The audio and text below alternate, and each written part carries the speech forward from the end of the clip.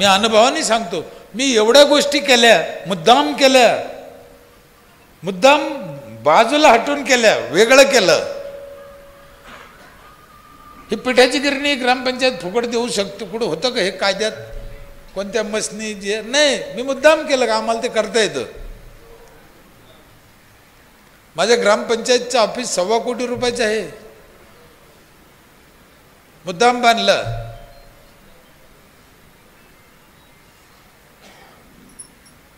पैसे पंकजाताईंनी अर्धे दिले, काही संबंध नाही. मी काय भाजपचा कार्यकर्ता बी नाही. आल्या खुश झाल्या. ऑफिस लहान होतं, चांगलं बांधा म्हणलं. कुठे पैसे देते म्हणे, काय काय दिले.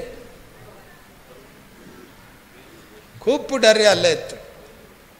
लोणीकर साहेब आले, जयंत पाटील आले, मुनगुटीवार साहेब आले, आदित्य ठाकरे साहेब आले, शरद पवार साहेब आले गाव पाहायला. आम्ही कोणाला पत्र दिलं नव्हतं, तेच आले बिचारे. आणि सगळ्यांनी मदत केली आम्हाला. का केली? एक गाव चांगलं काम करतं तर आपणही करावं. कचरा प्रत्येकाच्या घरून उचलतो आम्ही. 2 बकेट दिलेले आहे. आमचे ट्रॅक्टर आहे कचरा उचलायला, माणसं आहे 2. आमचा माणूस त्या बाईच्या घरी जाईन, कचरा उचलन आणि घेऊन येईन. गावात घाण होईन का? काही कारणच नाही ना. लांब एका ठिकाणी त्याचे खड्डे केले, त्याच्यात ते सडवतो. गेल्या वर्षी आम्ही एक ट्रॅक्टर घेतला शेती करायला 15 लाखाला. हा तर चमत्कार आहे. हा शेती करायला गावची. आणि बाहेर जर 1200 रुपये एकर नांगरायचं असेल तर 701 रुपये घेऊन आम्ही त्याची नांगरट काढतो 60% पैशात. रोटा मोगड काही बी. 40% मेहनत करताना शेतीची शेतकऱ्याला सूट देऊ शकते ग्रामपंचायत. मला वाटतं महाराष्ट्र शासन असेल, शेतकरी संघटना असेल का अजून कोणी असेल, शेतकऱ्यासाठी असा उपक्रम भारतात अजून कोणा केला नाही. माझ्या ग्रामपंचायतनं करेले. उगं बोलत नाही लोक, डायरेक्ट फायदा. अहो मी फुकट शेती करू शकतो गावची, फक्त ते असे पागल आहे तर मला काळे वावर नांगराला लावते म्हणून नाही करायची फुकट. नाही तर शपथ खाऊन सांगतो, गावची शेती माझी पंचायत फुकट करू शकते, तुमची बी करू शकते. म्हणून हे अतिशय महत्त्वाचा विषय आहे ग्रामपंचायत हा. याला हात घाला. 35 लोकांना सांभाळते आमची ग्रामपंचायत.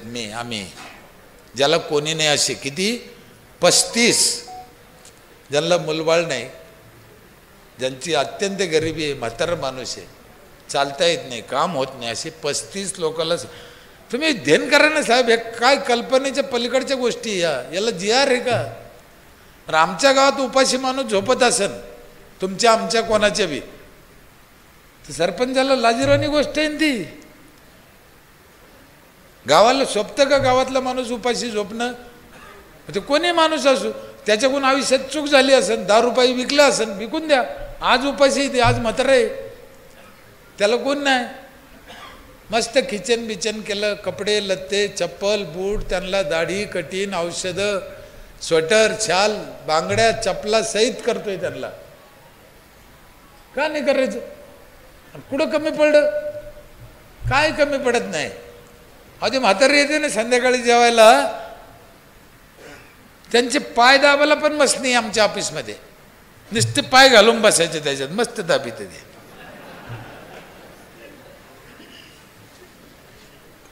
होऊ शकतं. आणि किती रुपयात खेळ्या? तंबाखूची पुडी केवढ्याली ती?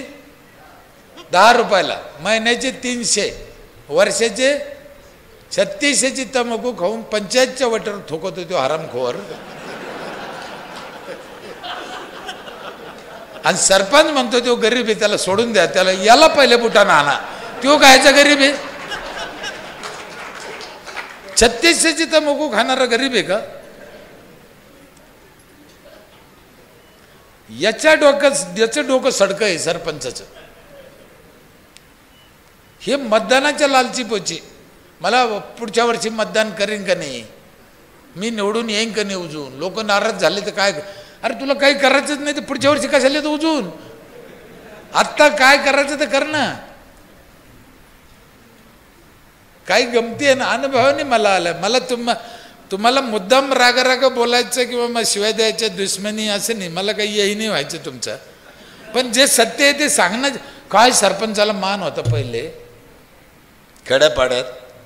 सरपंच जर दिसला ना असं येताना, बाई अशी लांबून जायची, चपला काढून जायची. हा माहिती आहे? बरोबर आहे की नाही काका, वयस्कर मंडळी? बरोबर आहे. बाई आता बी चपला काढती.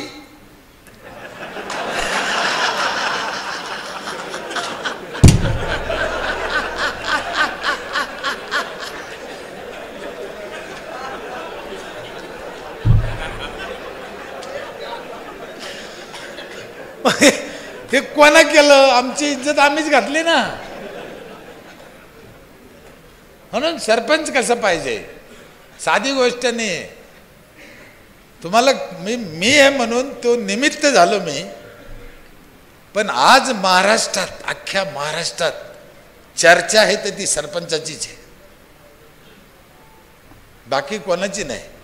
मी इतकं पुढे नेऊन ठेवलं ना त्या सरपंचाला, वापस फिरणं नाही. येत्या 5 वर्षात सरपंचानं नीट कामं नाही केले, अवघड आहे. गल्लीत हाणतील लोक, गल्लीत. हे सत्य आहे. आणि तुम्ही जवळजवळ सगळे सत्तेतले लोक आहे म्हणून तुम्हाला आपल्या घरातले म्हणून सांगतो, लवकर कामाला लागा. मी का लोकांना सांगितलं एकदा हाणायला भिडा, मग तुमचं काय खरं नाही. म्हणून लवकर लागा, एक एक काम करा, एक एक नियोजन करा. होऊ शकतं, काय अडचणी नाही. रस्ता काट्याचा आहे, मला माहित आहे. एवढे छिद्र पडले आमच्या अंगाला तर आता छिद्र पडायलाच जागा नाही. मी म्हणत नाही हा रस्ता काट्याचा नाही आहे. आमच्या गावात एकदा 17-18 वर्षे झाले असेल, एक माणूस वारला. बाहेरचा होता तो, आणि अंत्यविधीला जागाच नाही. आमची पेऱ्याला स्मशानभूमी होती, मुचकाला होती, पण ते बाहेरच्या लोकांना जाळायचं कुठं? ते बरेच दिवस झाले ते येऊन त्याला स्थायिक. बरं नदीच्या कडेला जाळीत होते ना, ते दोन्ही वावरावाली पण येऊन देईना. हळूहळू त्यानं कोरून घातलं दोघांना जागा. सत्य घटना आहे. ते पोरगं माझ्याकडे आलं आणि दादा म्हणे मा बाप वारला पण ते जाळायला जागाच नाही हो. लाज वाटले हो, अंगावर काटा येते. त्याला म्हणलं काय आपलं इथे काय माणसं काय देश आहे. जर त्याचा बाप घरात पडला आणि ते पोरगं माझ्यापाशी आलं, जाळायला जागा नाही. म्हणलं किती वाईट घटना आहे. त्याला म्हणलं भाऊ माझ्यापाशी बी काही इलाज नाही, पण तो माझ्यावर भरोसा असेल तर मी दाखीन त्या जागेवर जाळलं पाहिजे. म्हणे हा मग आता तुमच्याच भरोश्यावर आहे. आमच्या गावाला एक रस्ता होता मेन, औरंगाबादकडून येणारा. 10 फुटाचा पूल होता त्या नदीवर. एवढाच पूल होता, आत्ता मोठा बांधला तो. त्या पुलावर आडवं रचिलं, आडवं, उभं बी नाही. गेलं मतर पेटून. इतका दांगडू झाला त्याचा. पेपरला, पोलीसवाले, तलाठी, तहसीलदार. मग ते पोरगं म्हणे मला सरपंचानं सांगितलं म्हणून चाललं. म्हणजे गुंतलो आम्ही. मग ते म्हणे तुमच्यावर गुन्हा दाखल करावा लागेल म्हणे का बा रस्त्यावर प्रेत जाळणं गुन्हा आहे. मी म्हणलं असू शकतो गुन्हा, मला काही म्हणणं नाही, पण मग जाळायचं कुठं ते तुम्ही सांगा. मग ते म्हणे तुम्हाला स्मशानभूमी आहेच म्हणे प्रत्येक गावाला, तिथं तुम्ही का नाही जाळलं. मी म्हणलं मला असं सांगून उपयोग नाही. तहसीलदार स्वतः म्हणलं तू 7-12 दाखव ती जागा दाखव. मग त्याने काढलं गट नंबर 2 ही 1/2 एकर तुमची स्मशानभूमी आहे. मी म्हणलं मला असं कळतच नाही, मला बोटानं दाखव का हे तुमचं 1/2 एकर आहे आणि जी सजा द्यायची ती दे. मग दुसऱ्या दिवशी मोजणीदार ते कलेक्टरना आदेश दिला, आयुक्तांना दिला, सगळं फास्ट झाला कारभार. तो जमीन मोजली, मोजणी करून काढलं, ती 1/2 एकर जमीन काढली तर 1/2 एकरच्या 1/2 एकर ऊस त्याच्यात. हा म्हणलं मग मी याच्यात जाळू का. आणि काय चमत्कार झाला, तो 1/2 एकर ऊस सख्या चुलत्याचा मा.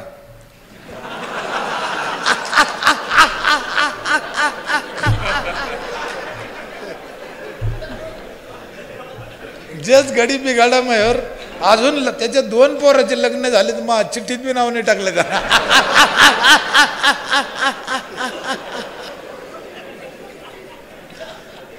पण स्मशानभूमी त्याच दिवशी ताब्यात दिली सरकारने आमच्या. अशी सुंदर बांधली. 125 जांभळीची झाडं आहे त्याच्यात. किती? 80 क्विंटल जांभळं निघाली यावर्षी.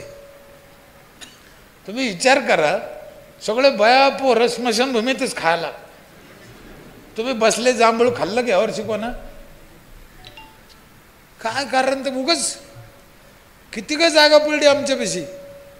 पण आम्ही हे जुने आमचे फळं आहे ना, हे ठुलेच नाही. काही दिवसांनी नावं पण लक्षात राहायचे नाही. 80 क्विंटल जांभळं निघाले असं. 80 क्विंटल अख्ख्या गावानं खाल्ले. खाऊन खाऊन उरले. मला गावातले एक जण म्हणे, एवढे जांभळं कशाला लावले हो? त्याला लई दिसले ते. मी म्हणलं तुला काय तकलीफ आहे? तकलीफ नाही, पण लय झाले. म्हणजे दादा इतक्या कुठं जांभळे लाईत असते का? म्हणलं भाऊ, आमच्या बापदादाने एक गोष्ट सांगेल होती. माणूस एवढा आंधी झाला, जर जांभळीच्या झाडाखाली झोपला, वरून जांभूळ पडलं बाजूला, तर ते म्हणतं मी उचलून खायचो. बरोबर आहे की नाही? ही गोष्ट आहे ना. मग मी विचार केला, महागावातला माणूस जर जांभळीच्या झाडाखाली झोपला आणि तोंडात नाही पडलं तर? मग इतके दाट लावल्या, हरामखोर कुठे बी झोपला तर त्याच्या तोंडात पडलं पाहिजे. काम करायचं तर दिल खोल के करायचं, मनापासून करायची कोणती गोष्ट. काय अडचण आहे? मी कायद्यावर बोलत होतो म्हणून तो विषय निघाला. आपला विषय नाही, पण तुम्हाला मुद्दाम सांगतो मी. आज 9 रुपये राखेल होते तेव्हा आमचा दुकानदार 15 रुपयांनी विकत होता. 9 रुपये लिटर राखेल होते तेव्हा आमचा दुकानदार 15 रुपयांनी विकत होता. त्याला विनंती केली, भाऊ 6 रुपये लिटर हे वर घेतो, ही गोष्ट काही चांगली. आणि 6000 लिटर राखेल यायचं माझ्या गावाला. 36,000 रुपये खायचा तो. एकटा नसेन खात, सगळ्याला वाटीत असेल. मग त्याला म्हणलं कशाला या नादी लागतो? 9 रुपयानं वाट ना. तुला 50 पैसे सरकारकडून कमिशन आहे. 6,000 वाटल्यावर 3,000 तुला मिळते. 2 दिवसात वाटणं होतं. मग 2 दिवस वाटायचे 3,000 काय कमी झाले का तुला? ते नाही ऐका ना. लय धिंगाणा झाला. माझ्या बायकोला सांगितलं 9 रुपयाने यानं राखेल दिलं तर घ्यायचं नाही, ते घ्यायचं नाही म्हणलं. बायको म्हणे बरं. मी गेलो गावाला, राखेल आलं.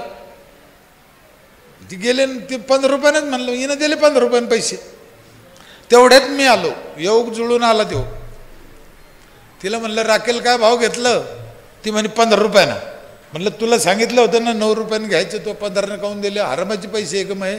बायको गल्लीत अशा 2 ठेवून द्याला, गल्लीत पार्टी खाली बायकोला. जेव्हा बायकोला 2 थापडा दिल्या, तुम्हाला सांगतो जेवढे लाईनीला लागले होते राखेलच्या बायान माणसे जे पळले. कवडच उघडीनं, कोणी दरवाजाच उघडीन. त्याच्या बायकोला हाणलं तर आपलं कसं व्हायचं माहिती? आणि मग त्याचा एवढा दांगडू झाला. मग ते तहसीलदार ते आले, कटकटी. त्याचे दुकान गेलं, त्या माणसाचं दुकान गेलं. दुसऱ्याला गावातल्याला दुकान दिलं. त्याला आधीच समजून सांगितल्यामुळं ते म्हणे ठीक आहे. काय झालं, याचं दुकान गेलं. यानं काय केलं, याच्या घरात सगळ्या गावचे राशन कार्ड होते. दिले पेटून यानं जुन्या दुकानदारांना. राशन कार्ड कुठे? तहसीलदाराला पत्र दिलं की आमच्या गावात कोणाजवळच राशन कार्ड नाही, नवीन राशन कार्ड ताबडतोब द्या. आता तहसीलदार देते का ताबडतोब? 1000 कामं द्यायला. राखेल आलं, राशन आलं. दुकानदार म्हणे, नवा दुकानदार म्हणे मी वाटू कसं काय? आता मला माहितीच नाही ना कोणाच्या घरात काय आहे.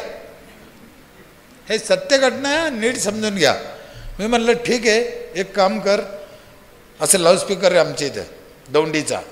लोकांना म्हणलं 2-2 रुपये डायऱ्या आणा दुकानातून, मी तुम्हाला राशन कार्ड बनवून देतो. आणला लोकांना. ग्रामपंचायतचे सही सिक्के आणले, सरपंचाचा शिक्का आणि लिहिलं याच्या घरात 3 मोठे 2 लहाने. त्यांचे नावं लिहिले. मला एक ना एक माणूस माहीत घरातला. 3 मोठे 3 लहान म्हणजे 4.5 युनिट. एकूण टोटल, एकूण माणसं, आलेलं एकूण राशन, एकूण लोक समप्रमाणात वाटायचं सांगितलं दुकानदाराला. कळलं का नाही कळलं? कळलं ना? 3000 लोकसंख्या, 30 क्विंटल धान्य आलं तर माणशी 1 किलो देऊन टाक, चला आटप. आणि त्या डायरीवर लिहि म्हणलं नोंद. जे चालला तो प्रकार 2 वर्ष. किती? 2 वर्ष चाललं ते. एकदा एका जणानं काय केलं, त्याची घर भरणी होती, त्यानं 10-12 जणांच्या डायऱ्या गोळा केल्या आणि 100 लिटर राखेल गोळा केलं त्यानं घरी. त्याचे कार्यक्रम म्हणून जुनी खेड्यात पद्धत आहे ती. ते 100 लिटर राखेल घरी घेऊन चाललं आणि पोलीसवाल्यानं धरलं. तो योगच जुळायचा ना. नाव सोडलं नाही, केस झाली त्याच्यावर. मी काय घरी नव्हतो, मला दुसऱ्या दिवशी माहीत झालं असं असं झालं, केस झाली. जाऊ द्या होऊ द्या म्हणलं, मग काय करा आता. ती केस कोर्टात गेली. हा माणसानं याच्या वकिलानं समजून सांगितलं, साहेब हे काही चोरीचं राखेल नाही, हे काही ब्लॅकमेलिंग नाही, काळा बाजार नाही. मी लोकांच्या डायऱ्या गोळा केल्या, माझ्या घरी साखरपुडा आहे, त्याचं हे ओरिजिनल राखेल मी घेऊन चाललो होतो. मग त्या डायऱ्या गोळा केलं म्हणजे काय कोर्टाला कळाना, वकिलाला कळाना डायऱ्या घासायच्या. मग ते समजून सांगितलं आम्हाला, ग्रामपंचायतीनं डायऱ्या द्यायला आणि त्याच्यावर राशन वाटी ते म्हणे. पण तिथे तांत्रिक मुद्दा असा आला कायदेशीर, सरपंचाला डायऱ्या द्यायचा अधिकार आहे का? मी का सांगितलं तुम्हाला कळलं? मी का आलो पुढे? मग आम्हाला नोटीस, आम्हाला बोलवलं तिथं, बे तुम्ही कसे काय देऊ शकताय? मी म्हणलं, मग ते पत्र दिलं. म्हणलं अशी अशी घटना झाली ती, राशन कार्ड नव्हते, जाळून टाकले होते. तहसीलदाराला हे 2दा पत्र दिले की बाबा आम्हाला राशन कार्ड नाही द्या, पण साहेबाला काम असल्यामुळे त्याला उशीर झाला असेल, मला काही म्हणणं नाही. पण गावात राशन वाटायचं तर कसं वाटायचं? अराजकता माजू शकते. म्हणून आमच्या पंचायतीने डायरीवर राशन वाटायची पद्धत चालू केली. याला 2 वर्ष झाले, अजून राशन कार्ड आलं नाही. राशन कार्ड ज्या दिवशी येईन त्या दिवशी डायरी आम्ही जाळून टाकू. कोर्टाने शाबासकी दिली आम्हाला, काय भारी काम केलं म्हणे सरपंच तुम्ही. का सांगितलं मी माहिती आहे, परिस्थितीनुसार कायदे करायचा अधिकार आम्हाला, आमचं गाव चालवायचं आहे.